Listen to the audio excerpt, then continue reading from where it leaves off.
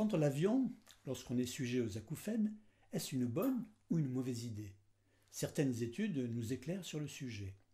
En la matière, il est important de comprendre que le risque principal se nomme barotraumatisme. Il s'agit d'un phénomène dû aux variations de pression d'air que l'on rencontre lorsqu'on navigue à de hautes altitudes et qui peut avoir des conséquences dramatiques sur l'appareil auditif.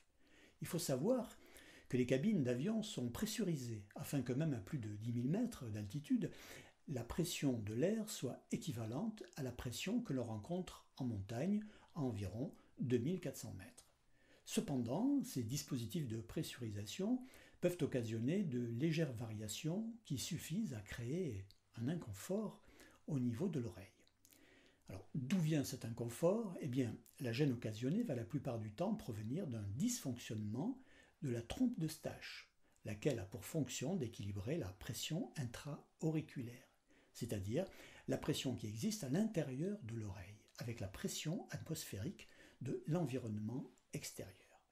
C'est lorsque ces échanges gazeux se font mal que la gêne et la douleur surviennent. Fort heureusement, comme nous le verrons dans ce sujet, les cas de déclenchement et d'aggravation de l'acouphène suite à un vol en avion restent rares.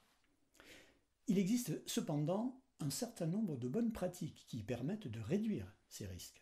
Par exemple, le port de bouchons protecteurs en mousse qui permet de filtrer les échanges gazeux et d'éviter les éventuels dommages dus à une variation brusque de la pression à l'intérieur de la cabine.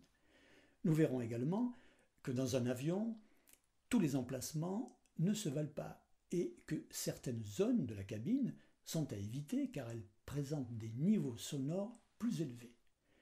Vous allez également comprendre comment la dose de stress et d'appréhension qui précède bien souvent un voyage en avion va agir sur la perception même de l'acouphène, allant jusqu'à en modifier fortement l'intensité.